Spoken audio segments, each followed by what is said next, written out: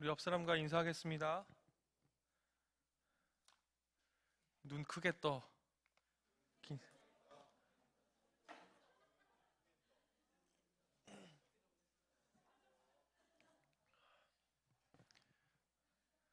그쪽 무리들 다 했죠? 그쪽. 눈 크게 떠. 인사했죠? 네, 한 마음과 한 뜻이 되어라는 제목으로 말씀 전하도록 하겠습니다. 여러분, 사무치듯 후회되는 날이 있습니까? 후회되는 순간? 그죠? 너무 후회된다. 내가 왜 오늘 하루 왜 이렇게 보냈을까? 내가 오늘 왜 이런 말을 했을까? 그럼 여러분 이렇게 생각해 본 적 있으세요? 그 후회는 할 수 있죠. 그죠? 근데 후회해서 그치고 말면 안 되는 것 같고, 후회는 다 할 수 있는데, 그 후에 이렇게 생각해 본 적 있어요? 그때 다르게, 그 순간에 다시 온다면, 그때 다르게 말하고, 다르게 행동했다면 더 나아졌을까? 예? 그러니까, 왜 그랬지? 막 여기까지가 아니라, 그때 그 순간으로 돌아간다면, 난 좀 더 괜찮게 얘기하고 괜찮게 행동할 수 있었을까? 만약이란 단어의 생각과 정서와 마음이 묶여서 과거에 매어 살 때가 있습니다. 현실을 바라볼 수 없게 만드는 치명적 실패이자 성공할수록 다시 무너질까봐 불안하게 만드는 경험을 우리는 할 때도 있습니다. 또 너무 마음 같지 않게 또 안 되다 보니까 또 어차피 안 될 텐데 뭐 이렇게 하면서 그런 마음을 가지면서 살아가는 사람들도 있습니다. 베드로와 요한의 얘기를 지금 우리가 계속 말씀 보면서 가고 있는데요. 베드로와 요한도 사무치게 후회되는 날이 있을 거라고 저는 생각해 봤습니다. 그게 어떤 날이었을까요? 저는 이 날이었다고 생각해요. 예수님께서 잡히시던 날 밤. 그 밤에 사무치듯 후회가 밀려왔을 것이라고 생각합니다. 왜 후회했을까요? 베드로와 요한을 비롯한 초대교회에게 예수 그리스도의 십자가의 날, 그날은 사무치듯 후회할 만한 날이었습니다. 그들은 갑작스러운 이 일에 모두 당황했었고, 도망쳤고, 숨었고, 부인했고, 멀찍이 서서 바라보기만 했던 그날. 얼마나 많이 후회했을까요? 전 엄청 많이 후회했을 것 같아요. 완전히 무력했음을 철저하게 증명하던 위협과 폭력의 시간. 그 베드로와 요한이 그날을 생각하며 사무치듯 후회를 하면서 이렇게 생각했을 것 같습니다. 만약 그때 내가 도망가지 않았더라면, 만약 예수님 옆에 끝까지 남아 함께 재판장에 섰다면 지금 나는 어떻게 되었을까라는 생각을 해봤을 수 있을 것 같아요.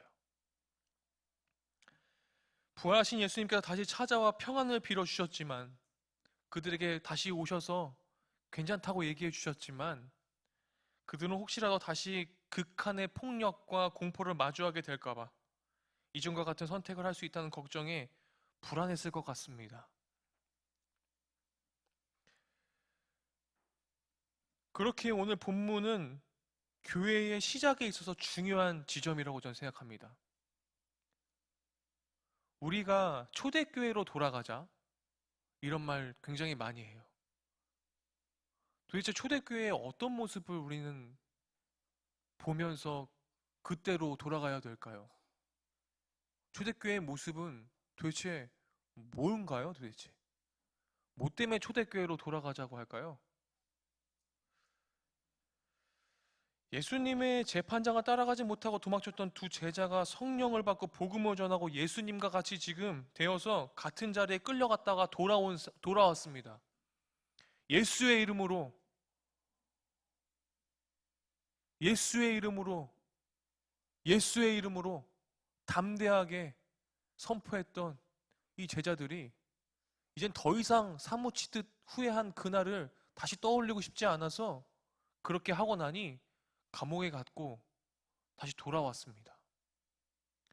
예수님은 십자가에 달려서 죽으셨는데 베드로와 요한은 살아서 돌아왔네요. 폭력의 기운과 성난 말이 가득했지만 베드로와 요한의 그 법정은 예수님 자리에 설 수 있는지 물어오는 하나님의 두 번째 질문이자 예수님을 닮을 수 있는 두 번째 기회였습니다. 여러분들에게 사무치도 후회하는 그 순간이 다시 그 광경이 똑같이 찾아온다면 베드로와 요한처럼 할 수 있겠습니까? 또다시 도망가진 않을까요? 베드로는 닭이 두 번 울고 말씀을 깨달아 울던 밤을 잊지 못했습니다. 그러면서 슬피 울었던 장면이 있어요. 마가복음 14장 말씀에 나오지요.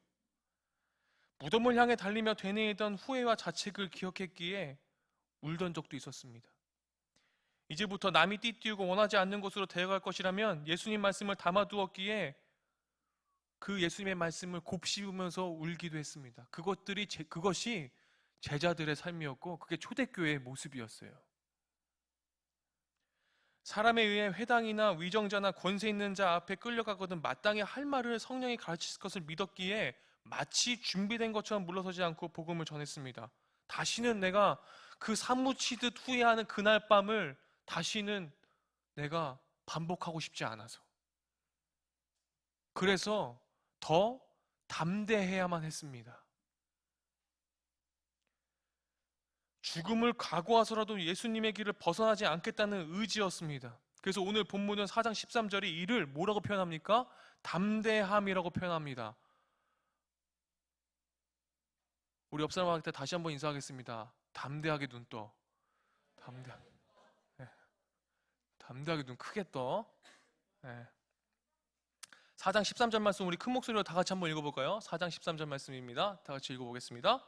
그들이 베드로와 요한이 담대하게 말함을 보고 그들을 본래 학문 없는 범인으로 알았다가 이상하게 여기며 또 전에 예수와 함께 있던 줄도 알고, 여기에 담대함이라고 되어 있어요. 담대함. 그런데 죽을 각오로 들어갔던 그거가 살아 돌아왔어요. 지금요. 전날 오후 3시경 성전 미문에 있던 선처사 하반신 지체장에 일으키고 대중에게 장시간 설교했고, 계속 지금 이 상황 가운데에서 긴장과 집중과 열정과 뭔가 계속 스트레스를 받는 이 상황 가운데에서 이들은요, 어떻게 합니까? 다시요. 24절에 보면요, 그들이 듣고 한 마음으로 하나님께 소리를 높이 이르되 대주제여 천지와 바다와 그 가운데 만물을 지은 이시오 하면서 지금 어떡합니까? 담대하게 나아갑니다. 지금 설교를 쭉 하고 있어요. 기도문이에요. 이게 기도문. 기도를 쭉 하고 시작합니다. 기도를 쭉 하기 시작하는데요, 자 31절에 지금 보면요 어떻게 되어 있습니까? 31절 오늘 읽은 말씀이죠. 다시 읽어보겠습니다. 빌기를 다음에 모은 곳이 진동하더니 무리가 다 성령에 충만하여 담대히 하나님의 말씀을 전하니라. 어떻게 전했다고요? 담대히. 빌기를 다함에, 지금 기도를 마친 후에 입니다. 여러분, 이 제자들이요 너무 지금 스트레스도 많이 받고 너무 힘들어요. 지금 감옥에도 갔다 왔고요, 지금 너무 힘든 상황 가운데 있어요. 근데 이 상황 가운데에서 여러분, 힘들면 가장 생각나는 사람이 누구야? 어? 엄마야? 남자들은 엄마라 그러면은 마마보이라 그러잖아. 뭐야? 여러분, 이제 곧 있으면 이제 군대 갈 친구들 여기 3명이나 있는데, 여자친구 있는지는 모르겠는데, 군대에서 제일 힘들면 누가 제일 필요해? 와, 그렇죠. 너무 정답을 얘기했어. 근데 많은 그 병들이 머리 빡빡 깎고 들어가가지고 누구에게 제일 먼저 전화해? 아니야. 여자친구한테 제일 먼저 전화하지. 내가 얼마 전에 물어보니까 민성이한테 전화 왔냐 그러니까 전화 안 왔대. 그럼 누구한테 전화했을까? 그 전화 몇 초 쓰는 거 누구한테 전화했겠어? 여자친구한테 다 쓴 거야. 그러고서 부모님한테 전화할 시간이 없는 거지. 목사님이 장난친 거고, 뭘 얘기하고자 하는 거냐면 사랑하는 사람이 기억나게 되어 있다는 거예요. 그죠? 자기가 사랑하는 사람. 그죠? 군대 가면 이상하게 여자친구를 더 많이 사랑하게 되더라고, 애들이. 사랑하는 사람이 생각나요. 지금 제 아들이 너무 힘들어요. 감옥 갔다 왔고 너무 힘들어요. 사랑하는 사람들을 찾았습니다. 그 사랑하는 사람이 누구였어요? 이때는 초대교회 공동체였어요. 초대교회 공동체를 향하고 있어요, 지금. 가장 힘들 때 우리는 가장 사랑하는 사람을 찾게 되어 있어요. 동료들에게 초대교회 공동체를 향합니다. 당시 예루살렘 교회는 대규모 회심으로 인해서 어땠습니까? 수천 명의 사람들이 모였잖아요. 베드로가 설교가 나니까 회심에서 몇천 명이 들어와서 남자만 5천 명. 지금 초대교회가 지금 인파가 엄청난 상황 가운데 있어요. 성전 동편에 있는 솔로몬 행각에 모여서 기도하고 있었습니다. 자신들이 끌려간 상황에서 도망가지 않고 예수님의 방식에 따라 지금 기도함으로 저항하는 교회의 모습을 봅니다. 그렇다면 여러분, 초대교회로 돌아가고자 한다는 건 뭐예요? 기도하는 공동체라는 거예요. 기독교의 저항 정신은요, 말과 행동이 있지 않고 어디에 있습니까? 기도하는 것을 보게 됩니다. 먼저 기도로 시작을 하게 돼요. 무언가 레지스탕스, 저항 운동을 하기 시작할 때 맨 처음 나온 일들은 뭐예요? 기도 운동이었어요. 기도가 없이는 다른 의견을 내지 않았던 것이 초대교회예요. 근데 지금 한국교회가 초대교회로 돌아가자고 하는데 한국교회가 기도하기 이전에 말과 행동이 더 앞설 때 어떻게 됩니까? 많은 사람들에게 욕을 먹습니다. 그죠? 이런 상황 가운데에서 제 아들과 장로들의 위협은 오히려 교회를 어떻게 됩니까? 지금 하나되게 만들었습니다. 근데 이 하나됨이 어떤 하나됨입니까? 믿는 무리들이 모여서 지금 어떻게 돼요? 기도에 힘쓰더니. 믿는 무리가 한 마음이 되어서 지금 어떻게 됩니까? 여기서 한 마음은요, 5천 명이 모였는데, 초대교회가 모였는데 이 공동체 안에서 단 한 명도, 목사님 전에도 설교 한번 했었죠? 단 한 명도 지금 다른 마음 먹고 기도하는 사람이 없다라는 얘기예요, 지금. 그 정도의 한 마음이에요. 그 감격으로 사도들은 법정 안에서 있던 대화를 전해요. 그러고 나니까 계속 지금 기도를 다 하고 나서 빌기를 다음에 모인 곳에 진동하니까 다 어떻게 돼요? 기도하고 나니, 한 마음으로 기도하고 나니 또 어떻게 됩니까? 성령이 충만함을 입습니다. 다락방 오순절의 사건은 뭐가 됐어요? 한 마음으로 기도했더니 성령님이 임하셨던 것처럼 또 다시 지금 어떻게 됩니까? 빌기를 마침에 성령 하나님이 이번엔 뭐예요? 지진으로 임하십니다. 그 전에 뭘로 임했어요? 성령의 불로. 그죠? 이번엔 지진으로.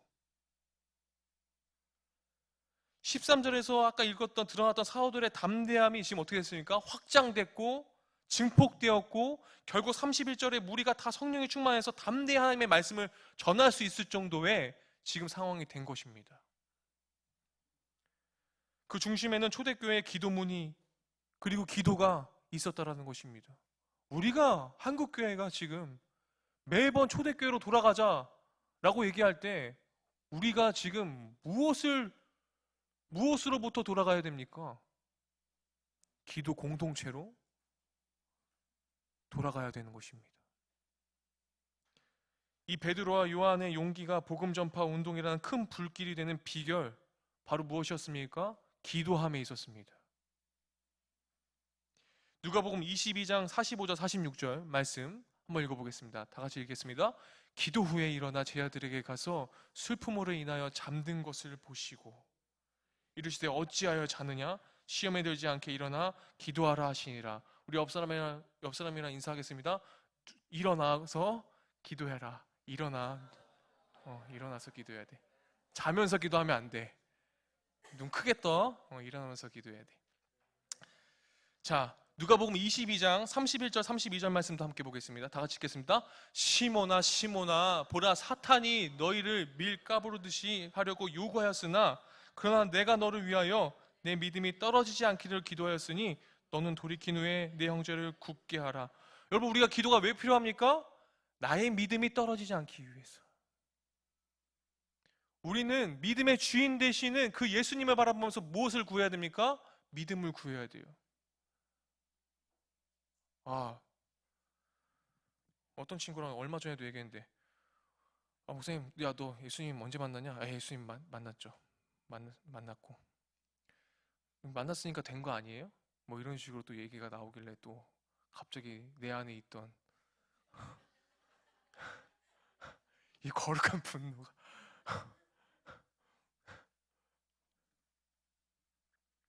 여러분, 우리는요, 우리가 믿음이 떨어지지 않기 위해서 기도해야 돼요.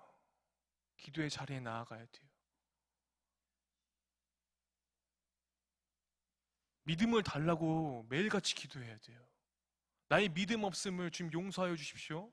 주님, 믿음을 주세요. 이렇게 하루를 시작하는 삶.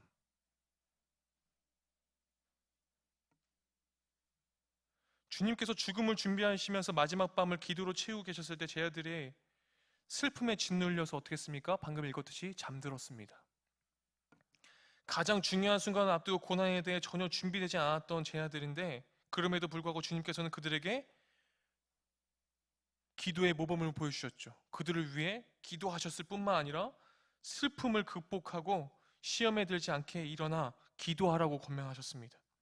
초대교회는 이것들을 기억하고 있었던 것이 초대교회의 모습입니다. 우리가 초대교회로 돌아갑시다. 초대교회로 돌아가야 됩니다.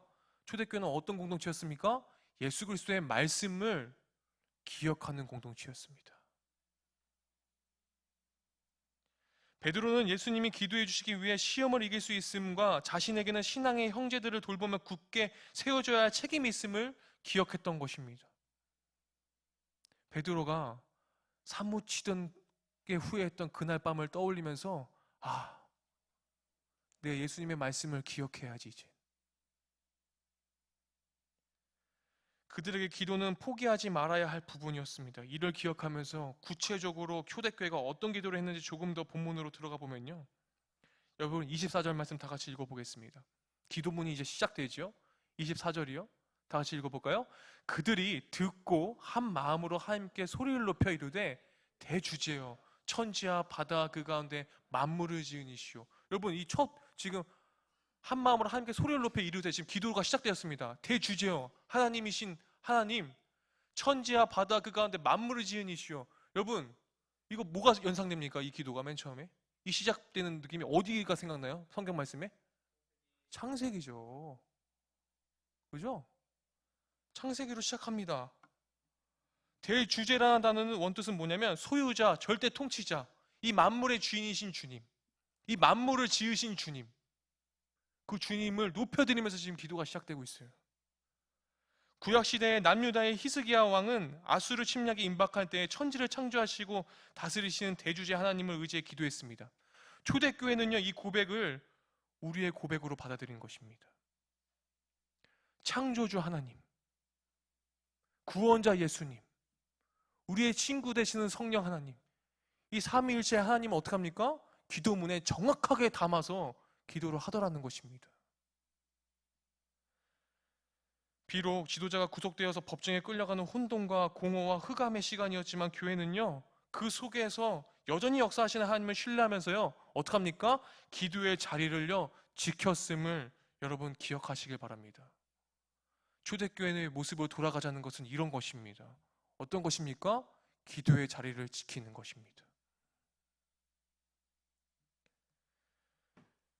25절부터는 이제 어떻게 됩니까? 다윗이 기도했던 시편 2편을 근거로 해서 예수님의 생애와 시대의 흐름을 해석하고 고난을 통해 생명을 주는 하나님을 붙잡고 있습니다. 그렇게 기도를 이어나가고 있어요. 지금 여기 남아있는 지금 24절에서 30절까지의 이 기도문은 축약해 놓은 것이죠. 그죠?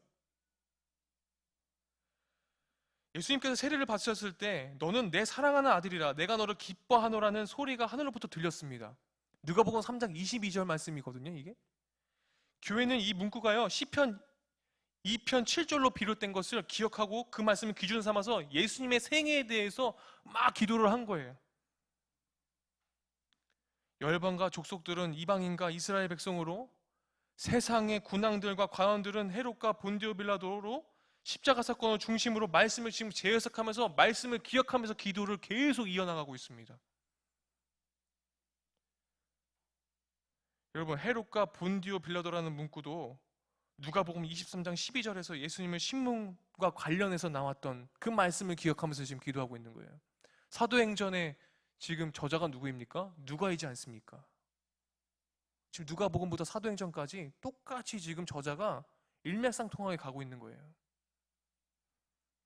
초대교회는 여러분 안락함을 위해 기도한 것이 아님을 기억해야 합니다. 따라하겠습니다. 초대교회는 나의 안락함을 위해 기도하지 않았다. 29절에 그러면 어떻게 기도했습니까? 말씀 전파를 위해 담대함을 달라고 기도했습니다. 29절 말씀 다 같이 읽어보겠습니다. 주여 이제도 그들의 위협함을 굽어보시옵고 또 종들로 하여금 담대히 하나님의 말씀을 전하게 하여 주시오며, 그랬더니요 30절이요 또 이렇게 기도합니다. 30절 말씀 다 같이 보겠습니다.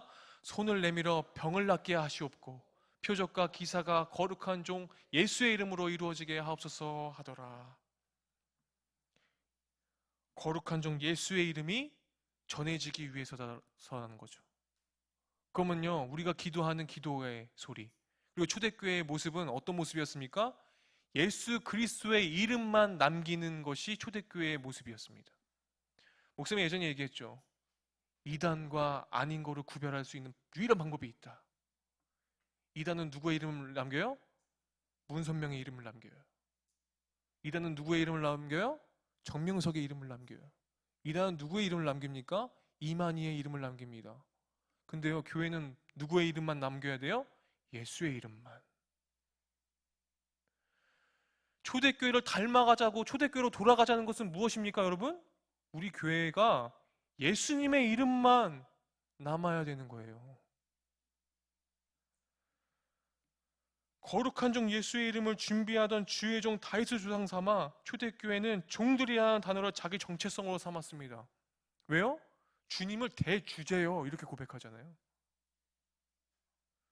그들이 예수님의 고난에 대한 바른 시각을 갖게 되자 자신들이 처한 고난과 상황도 어떻게 됩니까? 바르게 볼 수 있습니다. 여러분 우리 너무 힘들 때 많지요. 너무나 고통스럽고 왜 나만 겪는 고난이냐고. 예? 찬양도 있잖아. 왜 나만 겪는 고난이냐고. 뭐죠? 그 이후에 가사 뭐죠? 전사님? 슬퍼하지 마세요. 막 나가잖아요. 목사님 그 찬양 막 와닿을 때 너무 많았거든요. 근데 여러분 우리가 고난과 고통 속에 있을 수 있어요. 예수님 믿으면 고난과 고통이 없습니까? 아닙니다. 그런데요 어떻게 돼요?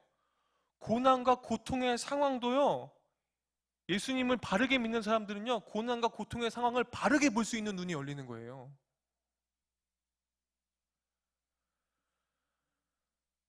여러분 말씀의 근거에서 초대교회의 모습처럼 말씀의 근거에서 기도로 신앙을 고백한다면 말씀을 진지한 태도로 받아들이고 순종하게 됩니다. 초대교회는 말씀에 순종하는 공동체였습니다. 초대교회는 자신을 이집트를 벗어나 사막을 지나는 이스라엘의 남은 자로 여겼습니다. 그래서 하나님께서 신명기 15장 1절에서 11절 말씀을 통해서 명령하신 부분들이 있는데 그 중에 이런 표현이 있어요. 너희 중에 가난한 자가 없으리라 는 말씀을 하십니다. 이 말씀을 구현하기 위해서 자발적으로 어떻게 합니까? 지금 초대교회가 재산을 팔아 어려운 성도의 긴급한 필요를 지금 해결해 주고 있습니다. 다 읽을 수는 없고 1절에서 11절 말씀 집에 가서 한번 읽어보시고 숙제 4절 5절 말씀만 한번 읽어볼게요. 4절 5절 말씀이 지금 오늘 우리 말씀 물건을 통용하고 강한 자가 없으리라고 고백했던 이 부분을 초대교회가 따랐던 이 말씀만 우리가 한번 읽어보겠습니다. 4절 5절 말씀 다 같이 읽겠습니다. 네가 만일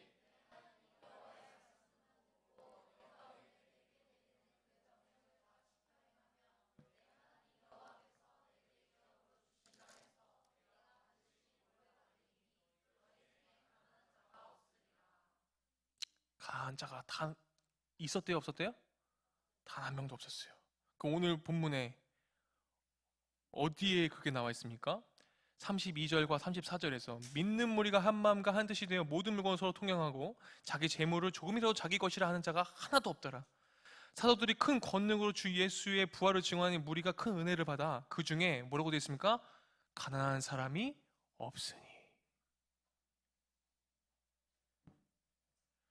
초대교회는 그럼 여러분 어떤 모습이었습니까? 가난한 자가 있었어요, 없었어요? 없었어요. 그러니까 여러분 초대교회로 돌아가자는 말을요 굉장히 어려운 거예요. 초대교회로 돌아간다는 건요 굉장히 많은 이들의 희생과 헌신과 섬김이 필요합니다.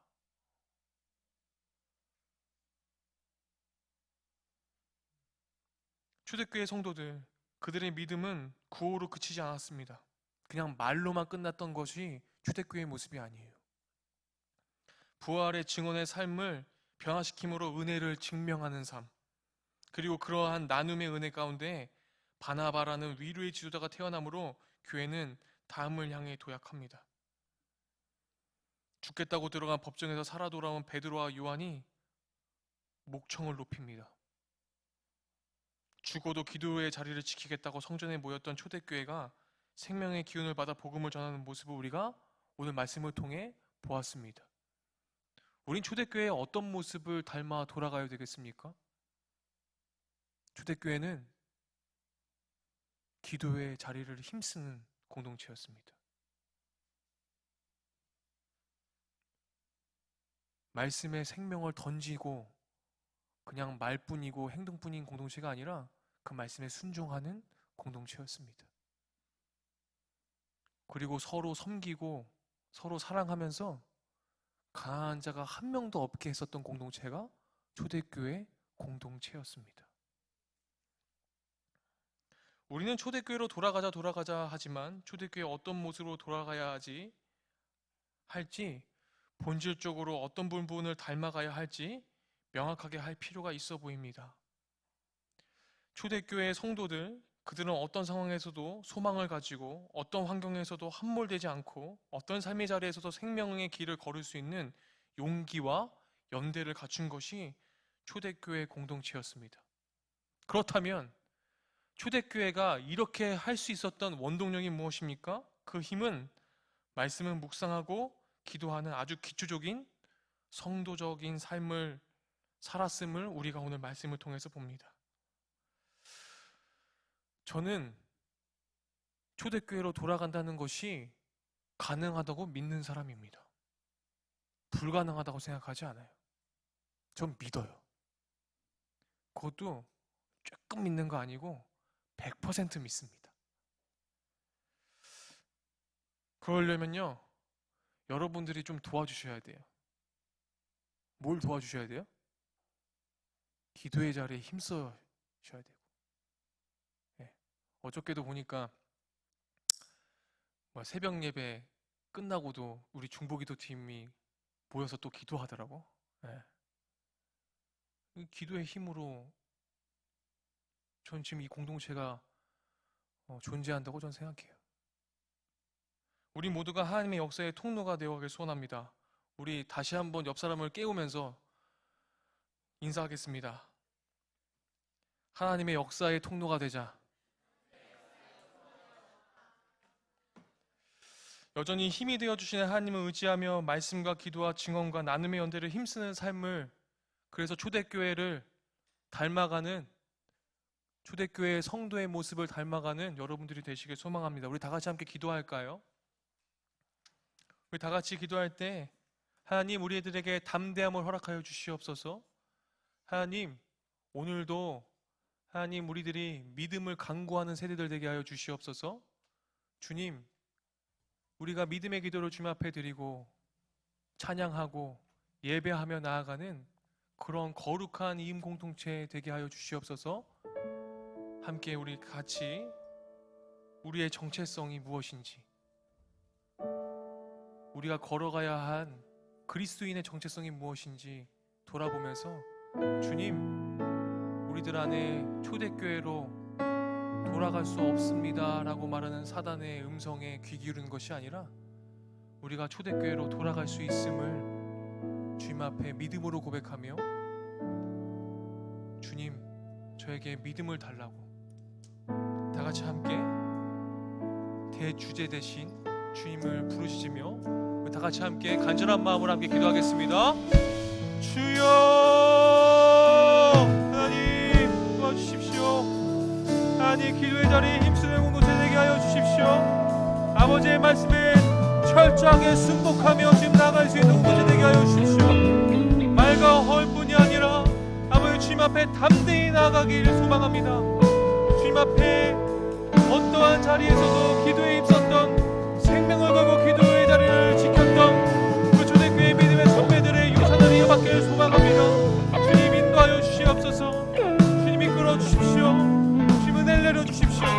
저들의 믿음 없음을 다시 한번 고백하며 나아가오니 주님 저들에게 믿음을 주시옵소서. 믿음의 주인이신 주님 도와주시옵소서. 하나님, 실패 외의 두려움을 넘어서서 담대히 기도를 통해 증폭되고 확산됐던 초대교회의 모습을 봅니다. 초대교회는 말씀을 붙잡고 기도하였고 그 말씀을 붙잡고 기도할 때 그리스도인 됨의 정체성을 바로 세우고 같은 고백과 같은 적용으로 하나 된 것을 봅니다. 날마다 이렇게 고백함으로 사무치듯 후회할 날들을 다시는 살아가지 않게 하시고 날마다 기쁨과 은혜의 항해로 우리들의 하루하루를 주님과 함께 채워나갈 수 있도록 도와주십시오. 오늘도 말씀과 기도와 증언과 나눔과 연대를 위해 우리들의 삶을 다른 이들을 위해 조금씩 내어주기로 결단하며 예수 그리스도의 이름으로 기도드렸습니다. 아멘.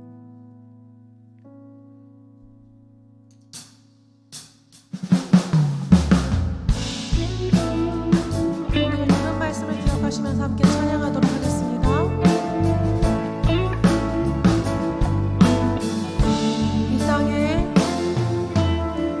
이 땅에 동과 서남과 북 가득한 죄악 용서하소서. 모든 우상들은 무너지고 주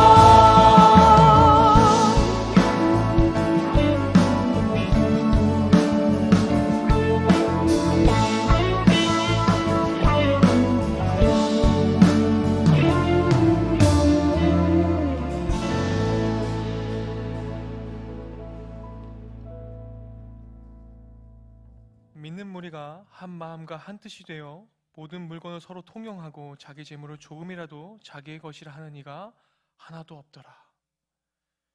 지금은 우리를 죄에서 구원하신 예수 그리스도의 은혜와 하나님의 풍성하신 사랑과 성령 하나님의 교통하심이 초대교회의 삶을 본받아 말씀과 기도와 증언과 나눔과 연대를 위해 우리들의 가진 것과 우리들의 삶을 조금씩 조금씩 내어주기로 결단하는 믿음의 젊은이들의 머리 위에 아버지의 말씀을 담대히 선포하고 담대히 주님의 말씀을 선포하기 위해 기도하는 그런 복음 전달자들과 그리스도인들의 머리 위에 지금으로부터 영원히 함께 하시기를 간절히 축원하옵나이다. 아멘.